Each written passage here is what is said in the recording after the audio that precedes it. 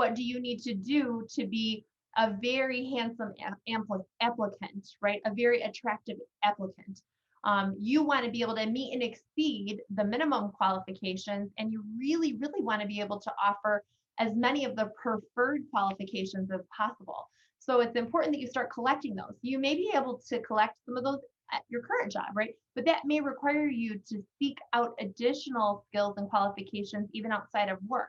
So it really comes down to, how bad you want it and what you're willing to put in to get it. Another thing to keep in mind is, keywords and industry jargon are ever changing, right? Some of my colleagues and I joke because in this last year, one of the big the big buzzwords right now is high level.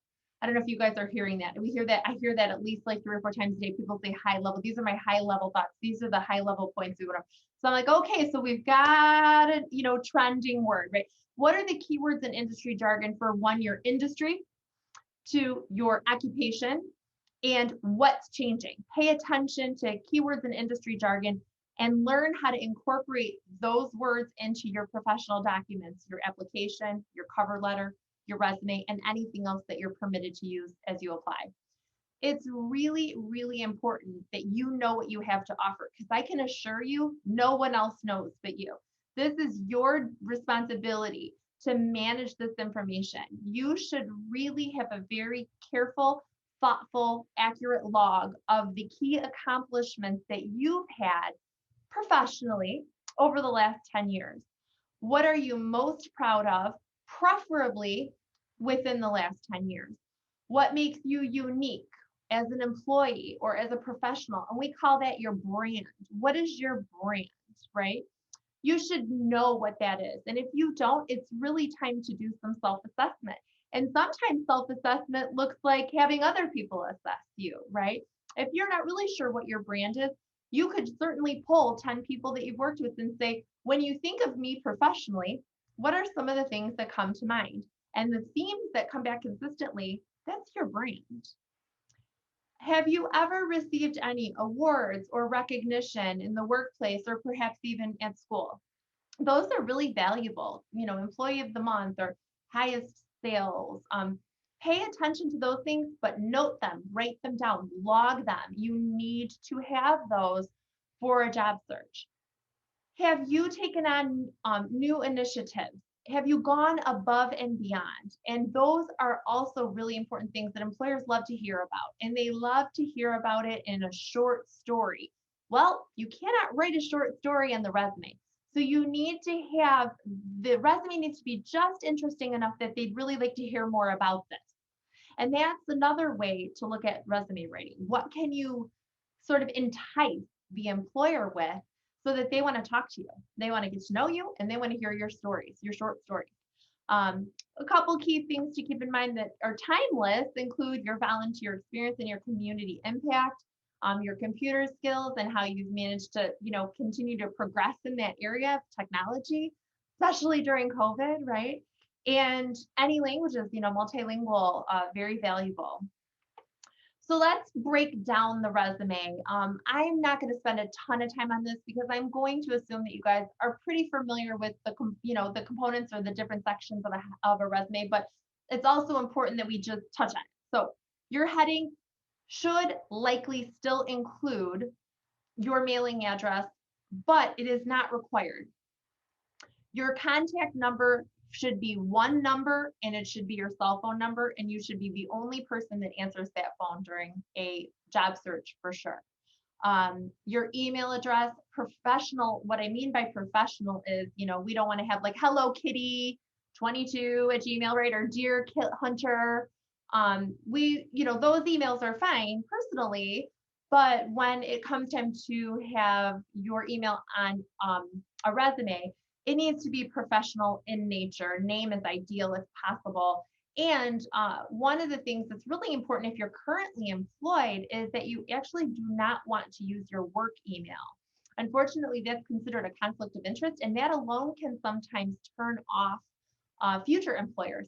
They don't expect you to be reading, job opportunity correspondence during work hours or using your company's email. So it should be your personal email, but it should have a professional presentation, as should your voicemail.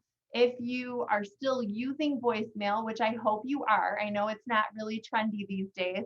Everybody would prefer a text, but employers can't always text us. So they still call. And you want to have a greeting, a voicemail greeting, and that should be professional in nature as well. Okay, moving on. Oh, here's a quick peek at just a very basic, kind of a bulletproof, nicely laid out from a spacing standpoint, and just an example of one way that you could present your heading. Next up, we would identify this section as what was the objective, okay? Now we really call that the professional summary or the professional statement or the profile. And oftentimes we're even seeing there isn't even a heading. A lot of times this is just a small paragraph that really lets the employer know what you're looking for very specifically, and is not really focused as much on you, but more on what you can do for them, what you offer, what you bring to the table, why, again, entice them, why would they want to keep reading, and nothing at all about self-serving, right? So we're not looking for, I'm looking for my next step, or I'm looking to advance professionally. Well, sure you are, of course you are, but that's not really of interest to the employer, right? They really want to know what you can do for them. So you need to be specific, clear, and concise in this short paragraph, which could be a few lines, few sentences. It could be a little bit more, a little bit longer if you have the relevant content for it. Here's a couple kind of short examples of some of the parts of a statement or summary that we've seen here at the college. But then here's an example at the bottom of a professional statement or summary or profile, where you can see that there isn't a heading for this section, but instead of a heading, the job seeker has decided to use the titles that either they've held or that they're looking to hold. So they've provided some titles, all of which are similar in the structure of work, and then a little bit of a blurb about the job seeker themselves. And this is very common to see titles used in that very top area. We call the top 1/3 of the resume kind of that visual center. And the top 1/3 to 1/2 of the resume is really what we want to, use as kind of a carrot to draw in the reader. So our hope is that, what we give them in the beginning will keep them reading, keep them interested. Hey, Jill, I do have a question for you. Yeah. So I know professional summaries are kind of hit or miss with sometimes on the necessity of them. Do you think it's always necessary to have that? That's a great question, because the content of your resume is all going to be based on the value of what is there. So what I mean by that is every piece, every part from the start to the finish has to be evaluated for its impact, right? So if you don't have anything particularly impactful that you need to provide in that section, you might not want to use resume we call it resume real estate, right? It's so valuable. The space on your resume is so valuable that each part of your resume needs to be critically evaluated to determine the level of value and impact that it'll have as you present it. So for that top section, for those of us that are, my age, maybe even a little younger or a little older, you guys remember the objective, right? That was always standard to start with. And there just are not as many hard and fast rules anymore with resume writing. It really comes down to what's going to get you noticed. So if you feel like that statement is going to add value and get you noticed, then absolutely. And if you feel like that statement is weaker, or maybe it's not really as important as, some additional experience or some other things that, we're going to touch on as we go forward, it's definitely up to you and or the professional that you consult with as they evaluate your content. Excellent, thanks. Sure. So from an education standpoint, education can be up at the top if it's recent. So if you're currently in school, recently completed a credential of some kind, like a certificate or a degree, you may want that up at the top, especially if it's a requirement or if it's really gonna grab the attention of the interviewer. If your education, like mine, say it's been a little while since you've been in school, my degrees are important, but they mostly check a box, right? I have a bachelor's, I have a master's, I want to make sure that's noticed, but I wouldn't say that that's the most valuable thing that I want to share on my resume. So for someone like me, the education is going to be at, kind of in one of the lower sections. For somebody who's a current college student or recent grad, that may be, this next section. And then these are the key pieces of information that we want to make sure we always provide in relationship to education. So this needs to be provided for all institutions where we completed a credential, but not necessarily institutions that we didn't. So some people get a little bit confused here. Do I need my high school on my resume? Not really. It's generally assumed that you graduated from high school. Do I need the college that I went to for the first year, but then I ended up transferring? I didn't complete a degree there, but well, what value does that add, right? Is it an important, did you go to like Notre Dame? I mean, really, let's talk about it. Is it valuable to show attendance somewhere without completion? If I was going to make a general rule, I would say probably not, because we really don't want to show anything that we didn't complete, right? If we didn't have a credential that we completed. But you may have a reason for wanting to add that school, and that's where things kind of get really individual.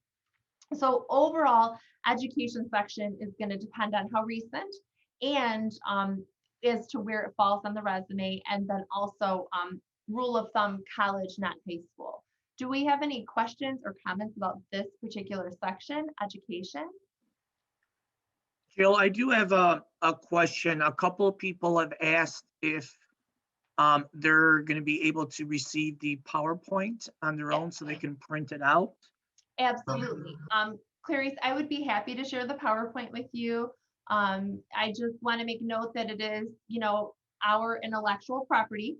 So we're sharing that with you. We'll share it in a PDF form. We would love for you to have it as a resource to reflect. And I'm sure that it would be available to you through Clarice after the presentation. Yeah, I'll go ahead and send it out after the presentation. Perfect.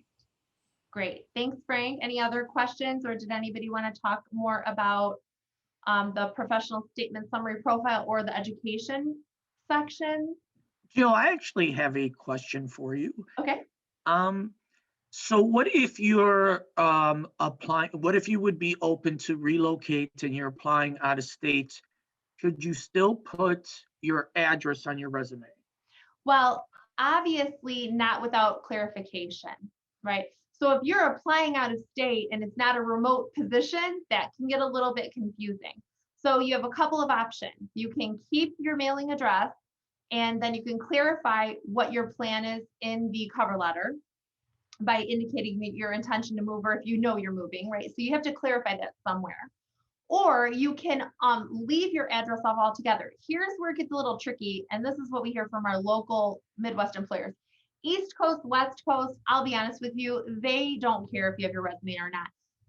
When we talk to our local employers, they want to know things like, where do you live? What kind of commute is this going to be for you? Is it, is that something we need to talk about? It should not be a measure of screening, especially because we're all interviewing remotely, right? We're pretty much all interviewing like this. But it is important that you clarify that your intention to move, or perhaps you're already moving to that area regardless of employment. So I think that you can leave it off. If you don't want to address it in the cover letter, you can leave it off. But remember, you're going to fill out an online application. When you fill out an online application, you're still going to have to provide a mailing address. So likely it's just a click away for the employer. So I would clarify. Okay.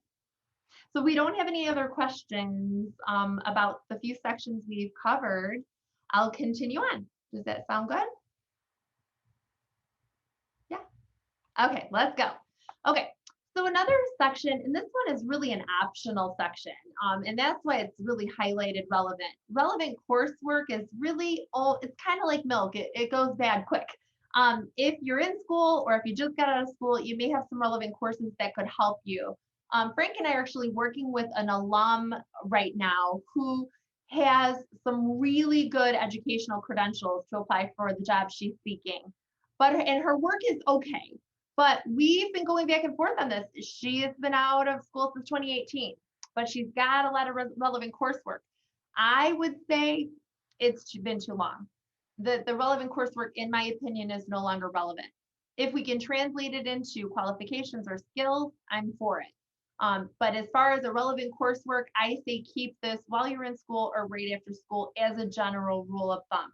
Frank was a little more liberal and generous, saying, hey, I think this could help. I think we should still provide some relevant coursework listed. I think it might grab their attention. So you understand it's very subjective resume writing and it's very individual. So it's not that Frank is wrong and it's not that I'm wrong. It's just that based on our experience with both of us for years helping people, we're both willing to try it either way. So up next, summary of qualifications. This section is really not negotiable, although it can be termed skills, it can be termed, summary of qualifications, and maybe some other titles. But this is a really important section. This section is really going to make sense. It's going to make sense to the reader. Why you? Why would they be interested in interviewing you? Why would they want to contact you? So this is where you're going to get their attention. You're going to really hit the skills that matter, what value you bring, and your past, interests, outcomes. Again, what is it that you can do for them? That's what the resume is all about. What can you do for them? This is also a great place to just infuse those keywords and job description words to make sure you're addressing the requirements of the job, both those minimum requirements and those preferred requirements. Now, a nice rule of thumb is to try to keep it like landscaping. If you can do add, 5 to 7 points of information, but if you have a really significant or long history, of performing professionally, you may need a little bit more space here, and that's okay. Keep in mind, some of these are recommendations and some of them are really hard and fast rules. The 5 to 7 points of information is just a recommendation. You don't want it to be a page long though, because you're going to lose your reader. You do need to keep it concise and you need to choose. One of the tricks that I teach some of my clients and students is that your sort of baseline resume, you could have 30 of these qualifications.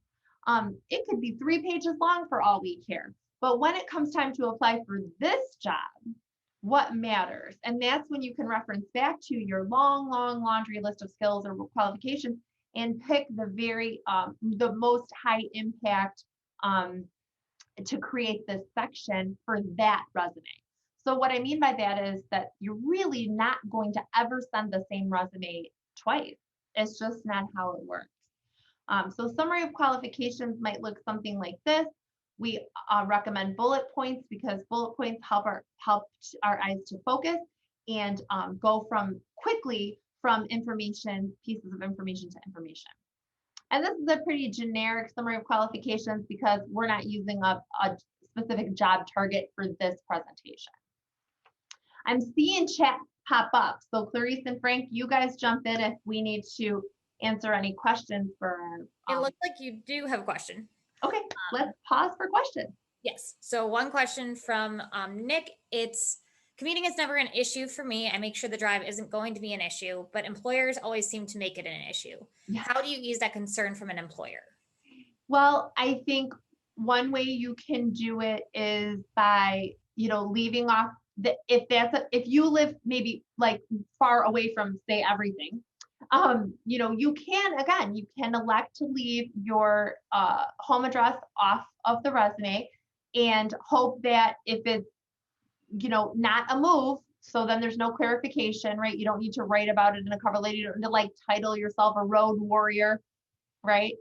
But it can be a stopping point because, again, ethically, should employers be worried about this? No, they should just be looking for the best candidates to pick for an interview. That's what we want, right?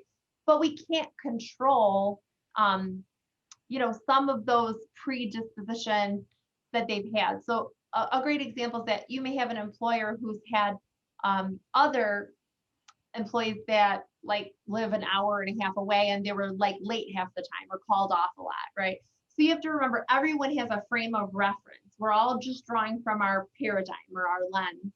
And if it's continually a problem and you feel like that could be the reason why you're not getting interviewed, or if it's brought up in the interviews and you feel like you have to really clarify that, I would, do a test drive of the resume without the mailing address and see if that pulls more response. And then another thing to consider too is, just saying, oh, I have ties locally. And that doesn't really mean that you're not really lying. I mean, I'm assuming if it's somewhere in your region, you might have some local ties, but it's really not their business if you're, driving or staying. I worked with a manager at Macy's when I was in HR who drove 2 hours and 15 minutes each way. And he was one of the first people in every day. I don't know how he did it. It was unbelievable to me. Also, he worked like 10, 12, 15 hours a day. It was wild.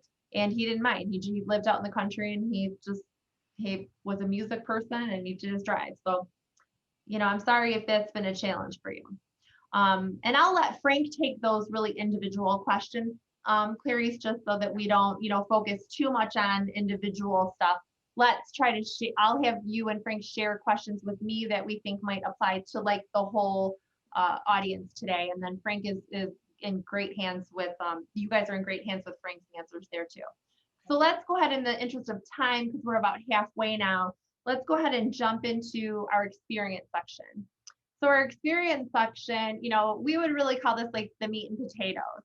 As a recruiter in human resources, I was very guilty of jumping right to this section. I was just excited to see, what has this person been doing? I want to see, where they're coming from. So the experience section is extremely important, and it can be broken out into multiple sections. So it could be employment or professional experience. We can also have internships or perhaps clinicals, practicums, things like that were very specific to our industry or to our occupation. But there's also room on the resume in it for experience that impacts your community. So that might look like volunteer organizations, athletic participation, or just general leadership that might not have been tied to a job. Ultimately, your experience is some of the highest value information that you will find on a resume, and that's really what everyone's looking for. It's imperative that you provide where, so the name of the employer, was the experience from. City and state is strongly preferred. Dates of employment are important because that's one of the pieces of information that employers verify. So they can verify your employer, your location, your start date, your end date. They can verify your job title, and they can also verify your earnings. So what did you earn when you started? What did you earn when you, either currently if you're still there, or when you left that employer? And then what they like to do is really match up that verification information with what you've shared to make sure that you're providing accurate, honest, and information with integrity. But from an interview standpoint, or for your resume, they're also going to be looking for the description that you provide of the experience, which should really kind of boast your major accomplishments. What was it that you did for that employer during that time? And we list experience typically in reverse chronological, although there are certainly other formats and design options, especially if you've had a gap per se, and you kind of want to, downplay that a bit, or if you have changed industry and you really want to focus a little bit more on what your skills are and what versus, tucking it under employer. So reverse chronological means the most recent experience at the top, and then cascading down to the last experience, or an experience that rounds out to about 10 years ago. So we recommend going back about 10 years on the resume, give or take. And if that means, that goes all the way back to 15 years, because that was that stint with that employer, that's okay. I worked with a client who had 28 years with one organization. And we were both really concerned that that might draw age discrimination for him. So we just toiled over how to present his resume. And in the end, no matter what version, format, or layout we used, there really just wasn't anything that we could do other than hope that employers were looking for somebody with an incredible amount of experience and wisdom, that they were going to bring, that he would bring to the organization. And it worked. He went on to get another great job. So it wasn't a stopping point for him, but he was concerned. That doesn't happen very often anymore, right? We don't really see people stay that long. But that 10-year point can be really, really a good, go-to rule, unless there's a true reason for why you want to go back a little bit further. And then it goes back to kind of what Clarice asked about, well, do we really need a professional statement? Do we need a professional summary? We're seeing that some people don't use it. Well, do we need to go back 10 years? What's the impact? What's the value? All right. So here's just a little, example. We've got some resume examples that we're going to look at more in depth later, but obviously a layout here that we're looking at, the current employer in present tense, the past employer in past tense, really, really important. And then we have kind of these other bonus sections, I'll call them. The other section or the other headers are really going to be customized to you. So one of the examples I'll give you is, somebody I work very closely with has a for-profit job and does very well at work. However, they are also a big community impact. They have a lot of community impact. And so we wanted to make sure we added a section to show that in addition to, being successful in profession and in industry, this person is also gives back to the community with time and has an impact with youth. So for that individual, we titled volunteer. We also, sometimes people will say community. We have leadership is another. Some people will have a lot of awards, like say you've worked somewhere, you've collected a lot of awards and recognition, you may have an award section.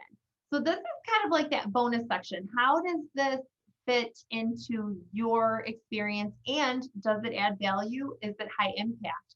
This isn't a required section. It's just an option if it's relevant or if it helps you market yourself on paper. So again, what are you doing outside of work, or what is going on within work that didn't really fit in the other sections, or maybe you wanted to break it out and highlight it. Ultimately, this is typically going to go at the bottom. Hopefully, your reader will get there. And this would be very individual. So if you have questions about how this would apply to you, feel free to chat Frank about that.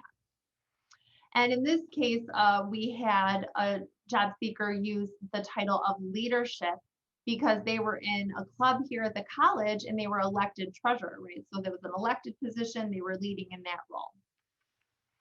Now, we also have a link embedded here into this image, which are some really good tips about what not to put on the resume.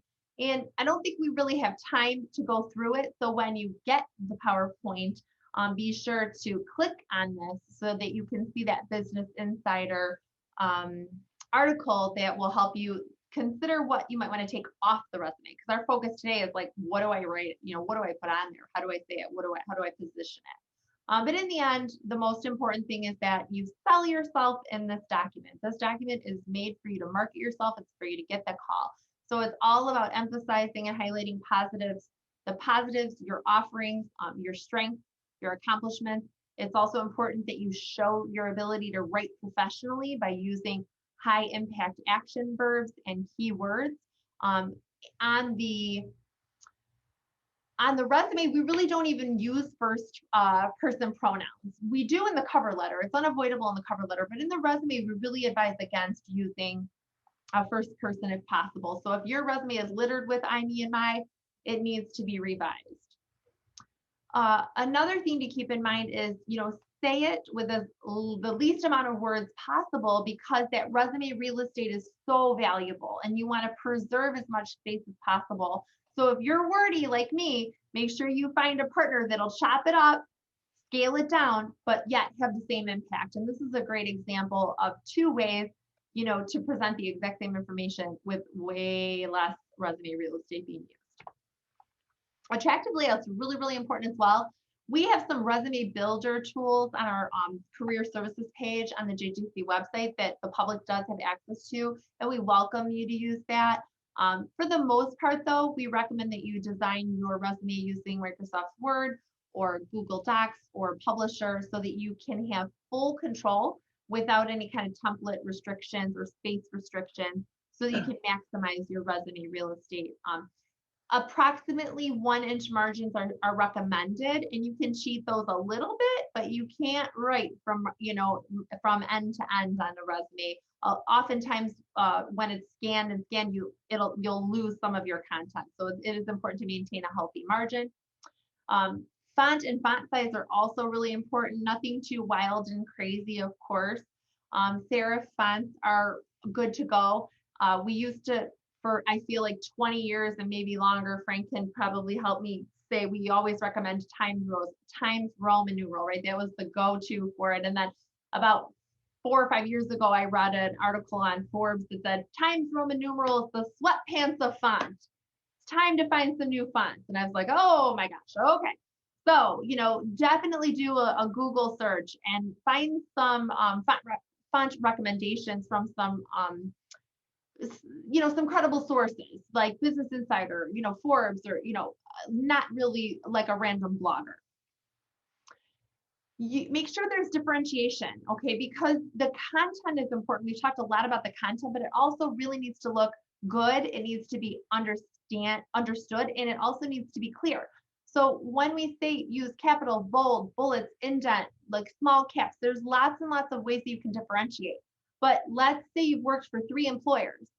All those employers need to be the same. Are you going bold? Okay, great. Are you going caps lock? Okay, fine. All the employers should be the same. The titles of your job, those all need to be the same as well, but they need to be different from the company. So make sure you're using some differentiation as you present your information. And if you should, ever see anyone in person ever again, make sure that you consider using, resume paper. I just buy mine at Walmart, but it's watermarked and there's a specific side that you print on. And I don't know how often we're going to be using resume paper for a while, but it's still out there and it's recommended. You really cannot proofread this document enough. One of the traps that I think we fall into when we are reading our resume is we write it the way that we intended to, not necessarily the way that we wrote it, if you follow. So not only do you want to read it, but you also want to have others proof it for you, in addition to all of the technology that you have to help you with that. So let's just look over a couple samples really quick, and then we'll jump into kind of some COVID specific tips to keep in mind during this time of job seeking. So here's some examples. Again, we have someone with a professional profile going right to experience, but then over on the column in kind of a newsletter style, we see contact information, education, and then expertise. So instead of a summary of qualifications, this is expertise is really that section where they're providing what they have done or what they can do. Another sort of newsletter style, again, broken up with a side column with some information. We see a profile here, experience and education in that order. And here we have a picture. What is happening, right? What is going on here? This has been pretty common. Again, in more, East Coast, West Coast, we've been seeing a lot of people with their professional headshot or profile picture from LinkedIn, popping up on their resume. I don't really recommend it, but I'm also not going to tell you not to do it. I think that in certain climate, certain environments, maybe certain industries, it could be helpful. I think for the most part, it's not a super common practice that we're familiar with. But I do want to show you it's an option that's out there. I want to critique this one a little bit because if you look all the way down at the bottom, on the left, you'll see that this candidate has opted for an activities and interest section where they discuss their, I guess, commitment to or interest in environmental conservation. Now, activities and interests, that kind of goes back to that bonus section. What I always say is, we would need to be careful here. Does it tie into the company or does it tie into the industry? Does it tie into the job that you're attempting to do? So a good example, if Tia was applying maybe at like waste management, that might be really appropriate to express something that's in line with their, the company's core values, goals, or mission. As far as just general get to know me, it might not be important enough to give resume real estate to your interests outside of work if you don't really think that it's going to, boost their interest in meeting you. This is really more of a, kind of a simplistic layout, something that's very safe, and also for a student or a recent grad with, as we see that education piece up there, and we also have a relevant coursework section here. So we know this is somebody that's been in school recently. And then this might be our last one, but here we have it broken down with that heading, that first section again, without a header, but just a paragraph of information moving into experience, skills, activities, education, and then an opt for an activity section. Okay. So let's talk about job searching during COVID, because I think that was really what Clarice came to us and said, what are we doing now? What's changed? How do we deal with, being remote? How do we deal with the fact that we're, social distancing and a pandemic and everything has gone to this, virtual remote format?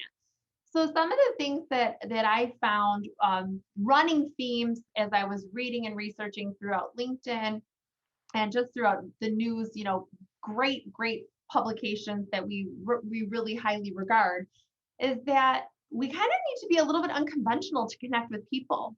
And one of the recruiters recommended that instead of like dropping someone a line, so instead of like an email or a LinkedIn, message DM, to send a video. What if you sent a 30-second video as a greeting? Hi, I'm Jill Geers. I'm an advisor at JJC. I've always been interested in working for your organization because I'd love to talk with you and learn more about your experience with them, right? So what is it that you want to say in that email or in that DM? Maybe make it a video. It gives you at least that personal connection. And I mean, if they don't think it's spam, a curiosity, right? You're probably going to get a click. And it also could increase that, your likability factor, and we hire people, we buy from people, we want to interview people that we like. I heard another recruiter say that LinkedIn is the online golf course. And I loved that. I thought, isn't it though? So be sure you are managing your LinkedIn profile, make sure you're making changes to it, join, relevant groups, and make sure you're a participant so that you can have, conversations and connect with others. Your whole goal on LinkedIn is just like your LinkedIn in life. It's to build that who network. Be a remote expert. What I mean by that is have your stuff figured out, right? Make sure you have your video, your audio, your backdrop isn't, crazy. Get all of this situated so that when you do use the video to connect, even if it's not for an interview, it makes people comfortable. So prepare. If you don't know how to do certain things, we're all still learning, right? Frank and I are trying to figure out how to upload mock interview recordings to a Microsoft Stream group so that all the students we're learning every day, you guys. We're all learning. YouTube will teach you anything you need to know. and everything, and maybe things you don't want to know, but it's all there. People love, you can find it, trust me. And maybe Clarice can even clarify a little bit about some of the free library trainings, that are out there. What is it? I'm blanking out. Clarice, is it Linda? It's like Lynda.com is a huge one. And we actually just got A to Z databases, which is a huge opportunity to do different things for job hunting. amazing. So, check that out. Awesome resources, awesome free resources at your library. Well, probably from home, but with your library login, I'm guessing. But stay in touch, you guys. Keep everyone warm. Keep all your contacts warm. Stay in touch. Drop a line. Check in with people. Additionally, machines, bots, they're likely reading your resume. So you have to get it past that applicant tracking system before you might actually get a shot at, a human person. So be sure to infuse each resume and cover letter with wording right out of the job description, without, carbon copying. I mean, revise it and reword it, but make sure that there's lots of parallels in language. Every resume needs to be customized. You very likely will not use the same resume twice. During this time, gather as much information as possible on either companies that you're interested in, target companies, or just overall the target occupation that you're trying to either get back to or work towards. So Glassdoor and Google Alert can help you when new information comes through. So use this time to, gather and inform yourself.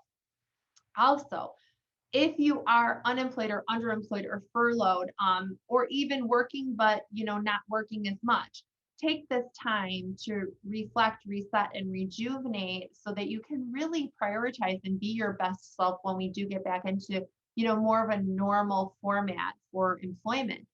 One of the things I always encourage my students and clients to do is to have a really solid target list of companies who they would like to work for and why. If you want to go work for this company, why? What is it about that company that attracts you? And then what criteria do you personally have as you approach your next opportunity? What is it that you expect? And make sure that that criteria is firm so that if a job offer comes, you don't abandon all your criteria, right? Like like one of our old managers, and drive to work 2 hours and 15 minutes each way. So have a set criteria for what you are looking for, and then also have a list of target companies that you check the career page. Check it often, check it every week, put a reminder in your phone so you don't forget, or set aside a specific time of the week where you make sure you're checking those career pages, because not every position is going to make it onto Indeed. Sometimes you might need to, kind of stalk the company's job listing page. But evaluate your offers critically. Don't just take a job to get back to work. That can be a recipe for disaster. Make sure you take your job offers and compare those to your criteria and what's important to you. Another thing is, if you have time, add skills. Add skills every day, even if it's just like a few-minute YouTube video that you learned a little, trick or something. What did you learn today? So make sure you're building your skills and ability during this time. There should not be really any idle time for someone that's looking to progress professionally. Another thing that we need to keep in mind is, while the pandemic has impacted all of us, it's impacted everyone, there's some companies that are really flourishing. Who's hiring, right? Who can't get their product out fast enough, right? Like what, soap and like Clorox cleanup wipes and hand sanitizer. But I mean, real talk, there's more. So who's hiring? Find out, who's doing well, and see if there's any way that they can fit into your professional puzzle. Another thing that you want to do, again, in this time of preparation and focus, is to answer the common interview questions that you can find. So what have you been asked recently? Did you like how that went? How would you change your answer? Practice it, answer questions out loud, use the mirror, use a friend or a family member, but prepare, because when you answer a question once, your brain will recall some of those details for you, and it'll help you recall good examples. So if you have some good examples, you want to make sure you bring those into the interview practice and answer interview questions aloud. You want to follow up, but don't be a stalker and don't be angry. At the institution here at JJC, we are one of the slowest hiring entities I've ever experienced. It takes a really long time from start to finish to get hired. And I'll give you guys an example. I even applied for a job here internally here at JJC. I applied in the summer. I interviewed in early October, and I just heard a final outcome today. And I'm an internal candidate. So I want you to be patient, follow up, but don't be a stalker and don't get mad. A lot of times it's out of, the interviewer's hands. So it's always great to, after your thank you, which takes place at the 24-hour mark, to do maybe a 2-week follow-up. If you don't hear back, maybe a 4-week follow-up, and then maybe a 12-week follow-up. And hopefully you have business cards or at least direct emails from your remote interview so that you have like a real person that you can touch base with. And then lastly, what I want to ask of you is, on the bright side, this has been going on for almost a year now. What has this pandemic taught you? What wisdom can you share?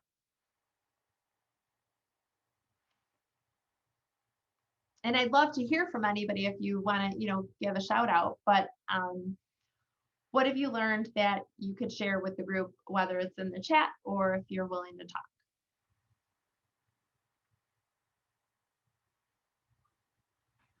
I can add one, Jill. Thanks. I think the pandemic has really taught me a lot about virtual skills. And I think that's stuff I can share on a resume or on a video or on an interview, because a lot of companies are doing more phone work, more internet and video work. They're using Zoom and other platforms. So I think the pandemic has really sharpened my virtual skills. That's a great example. Hopefully we can all relate to that. I think we've had to increase them, but I think if you really feel you're proficient, that would be super valuable. Okay, Brian mentioned one. He's learned how he can teach a public speaking course online. So he actually tried something new. Since COVID has given us a little bit more free time. And David has realized that people are very interested in connecting and talking. Yeah, that sometimes is a lost skill. Yeah. And Brandy mentions her 5-year-old can work technology better than herself. Yeah. And she needs to hone up on her skills. Hire the 5-year-old. No, just kidding. But it is crazy. I'm going to circle back to Brian really quick. It's really crazy, Brian, to think that you can do, that you could teach a public speaking class on virtually, remotely. And I think all of us have learned there are many things that we could do remotely that we did not think were possible. But anything is possible, I guess, with audio and video and with the interwebs. So those were some really great examples. Thanks for sharing, everybody. And lastly, I just want to provide you with the JJC website. So, if you are interested in checking out Joliet Junior College, all of the offerings that we have, they're very vast. You can always increase your skills through JJC. So feel free to check out our website. Each department has individual web pages. So if you're looking for more information about career services, you can find our webpage. If you're looking for information about workforce development, you could find their webpage. But I would love to, we would love to help you. We are your community college. And then I know we're pretty much at time, but I would love to answer any questions that would really be suitable to the whole group. So anybody have any community questions?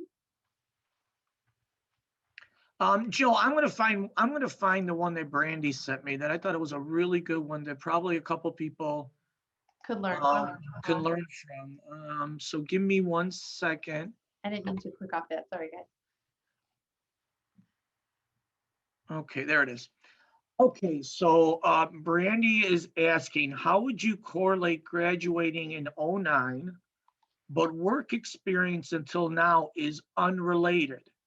Oh, So she's kind of struggling with what the type of information she should put probably more on top of the resume. Sure, sure, sure.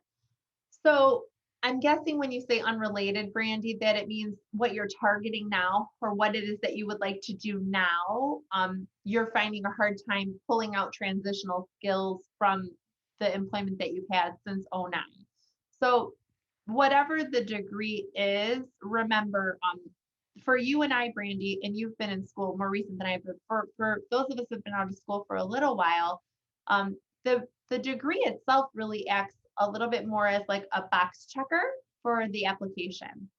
And so what I mean by that is if you are applying for a position that requires a degree, that's gonna give you the that green light to move on. Like, okay, let's keep going. But what you're going to have to do is dig deep into all of your experience, and it doesn't necessarily even have to be work, but all of your experience, and figure out how you can present transferable skills that would be valuable to either this new industry or this new occupation that you're targeting. And so you start first with the job description, hopefully multiple, because assuming that this is something you're targeting, you may be applying at multiple, companies. And what it is that they're looking for, you go back and reflect on both your personal and professional experience to determine if you can tie that in some way. Can you showcase any type of experience or proficiency with the qualifications or the work that they're seeking to have you do? But I'll also give Frank the floor and see if he could bring in or add anything to that. That's a great question. Yeah, I think transferable skills are so important here.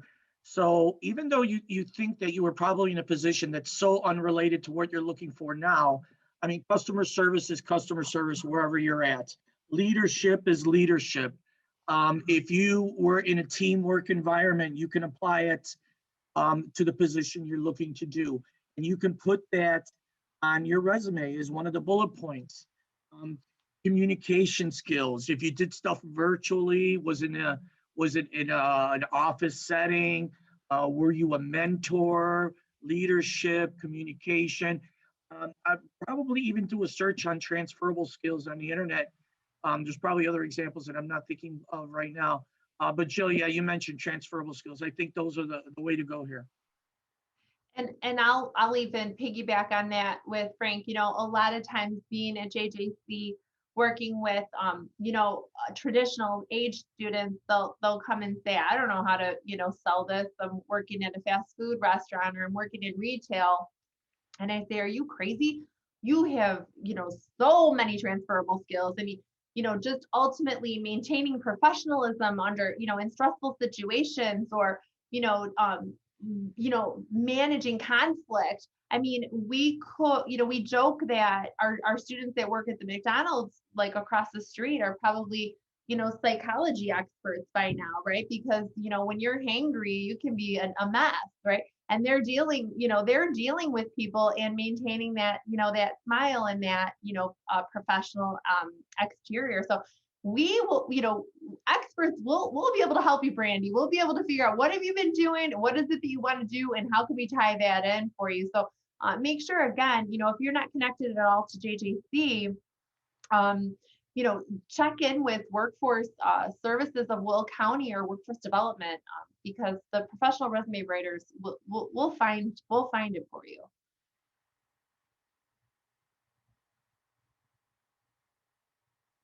Well, I'll defer to you, Clarice. If you feel like there are any questions that you would like to, have Frank or I address, we can give you a few more minutes if you want to wrap up.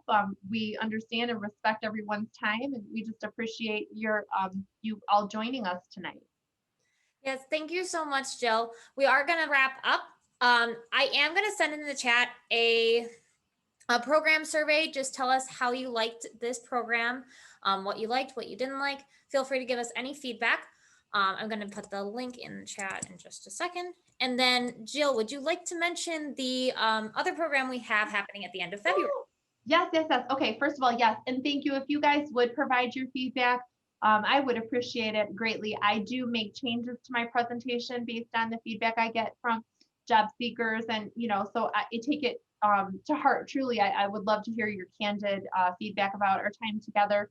And then super excited to say that this is really a two-part series that we're doing with the New Lenox Public Library.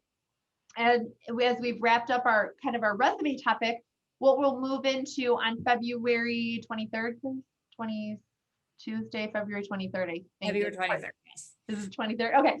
So on Tuesday, February 23rd, I'm going to bring some of my employer partners from Workforce Development and Workforce Services of Illinois, and they are going to come with me, and we're going to talk about hot jobs regionally. So what's out there, kind of the 4 sectors that are the largest employment base in our area. And they're going to present all of the grant funded opportunities and how you can connect to those and through Illinois grant funds if you're unemployed or underemployed. So we would love to have you join us for a 1 hour, same time, same place here on Zoom, but a little different topic and lots and lots of great information. I actually met with them today so we could, clarify what we were going through. And I said, ooh, I'm even excited to hear from Workforce to hear what's going on, because it's changed, it's ever changing. And obviously this year's changed things for everything, for us in employment. So please come back, join us, tune in. Lots of great information on February 23rd. Excellent. Thank you so much, Jill. And yes, I will go ahead. So someone asked if they could get email information for the 3 of us.